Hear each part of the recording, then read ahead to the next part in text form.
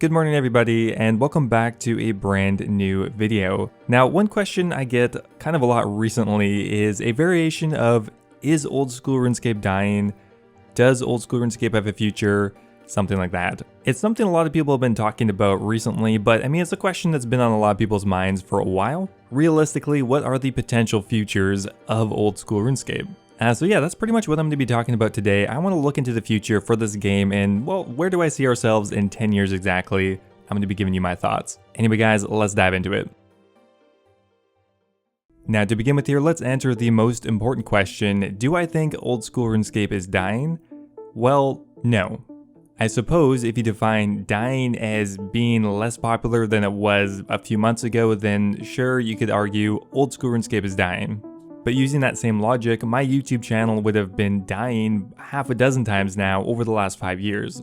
Growth is rarely linear, and just like anything else, Old School RuneScape will have its ups and downs. I think one of the biggest contributing factors that seem to be leading people to think the game is dying is two things. The first major one is to do with content creators. I think a lot of content creators are taking a bit of a break from Old School, either to go try out RuneScape 3 or really just play other games. I've definitely noticed a decrease in the amount of content being produced for the game, but honestly that has just left room for new and upcoming content creators to have a bit more room to grow. Now I think the second reason actually has to do with the number of worlds we currently have.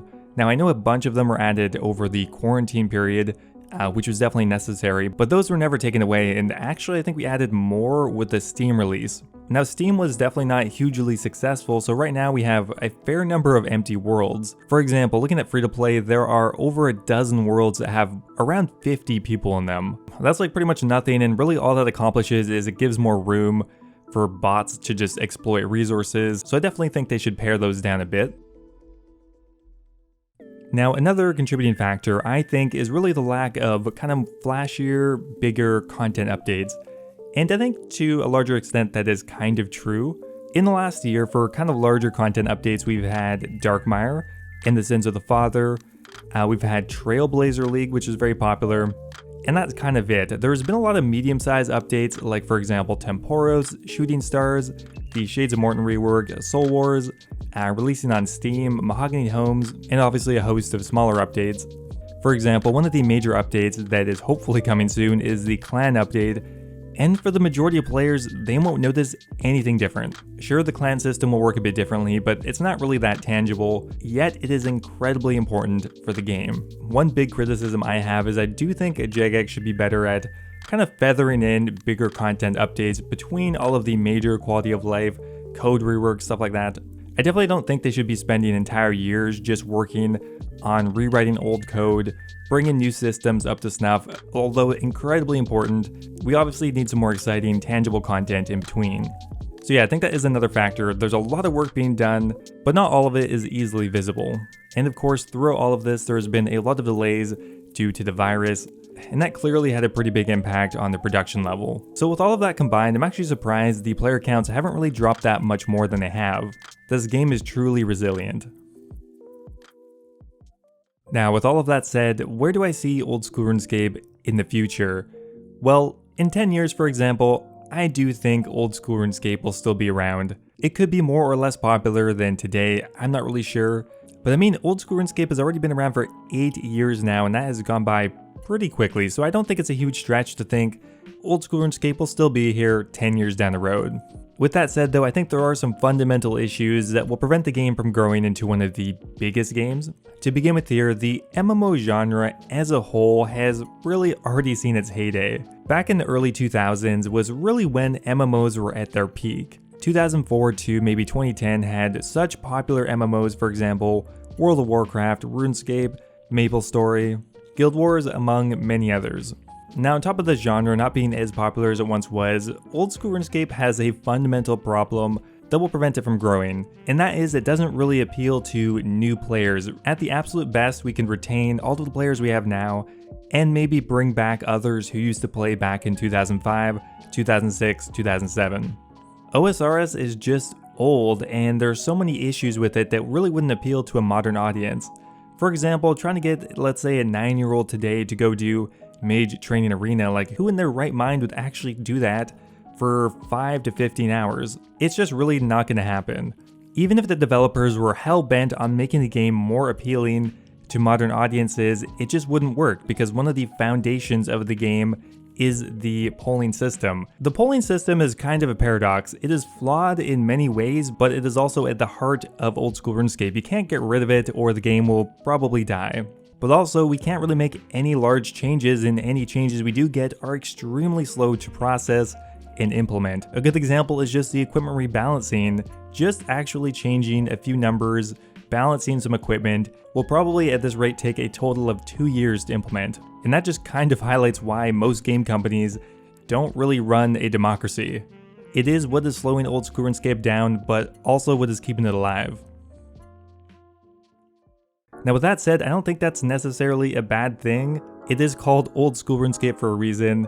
It doesn't have to be the most popular game in the world.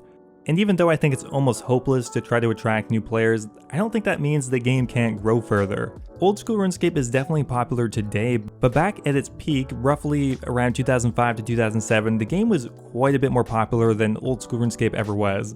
For example, we can look at Google Trends, and while that does not indicate exactly what the player counts are, it's a pretty good indication that even at old school RuneScape's peak player counts, the game was actually around 3 times more popular back in 2007. So like I said, I don't think we can attract any new players, but returning players, sure, I think that's definitely viable, and there are a ton out there still. We have to keep in mind that old school RuneScape was one of the most popular games of all time, and that is definitely still a huge target audience to bring back. Honestly, we are kind of into uncharted territories here. How long can an online game last? We really just don't know. The oldest online games now are going on 20 or 30 years, but what exactly is the lifespan of that type of media? Personally, I think an online game could theoretically last 100 years. For example, if you take a more conventional piece of media like The Lord of the Rings. It was written back in the 50s, and it's still incredibly popular today. I think The Lord of the Rings will probably last 100 years or more. So why not old school RuneScape?